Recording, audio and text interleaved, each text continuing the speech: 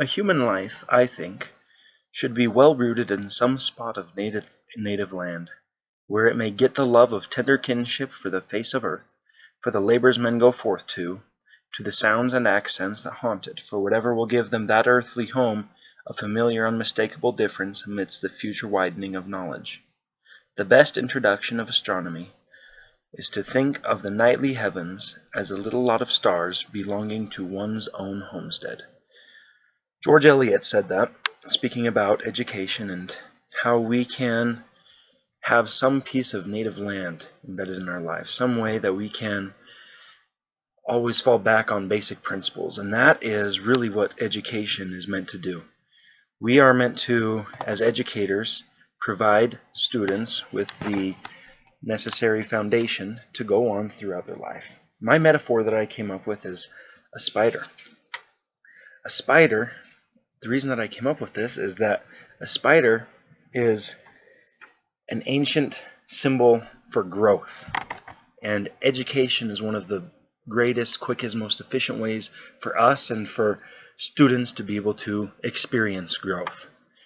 And there are many ways that a spider and the spider web can relate to the doctrines, principles, and tools that we will use as teachers and that hopefully we can help our students to use. The doctrines are represented by a spider's web. They provide nourishment and they provide protection. Elder Bednar talked about the spirit and how important the spirit is in education and how we can use the spirit as educators to help students, and how students especially should be able to have the spirit to be able to continue to grow in education. The spirit is also one of the great tools, or one of the great doctrines, I should say, that is represented by the spider's web. It also can catch on to the tools and principles that we need to be using. It can give us the home so that we can use these tools and principles. It gives us a foundation to use these tools and principles. Without the web, then there is no reason to be able to have these doctrines and tools or principles in the first place. The web really gives us the foundation that we need.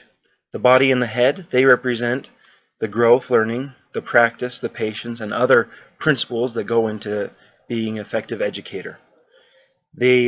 These principles help us to be smart, they help us to be tactful in dealing with others, and they help us to create a web. That's what the body does. It creates a web so that we can build upon our doctrine.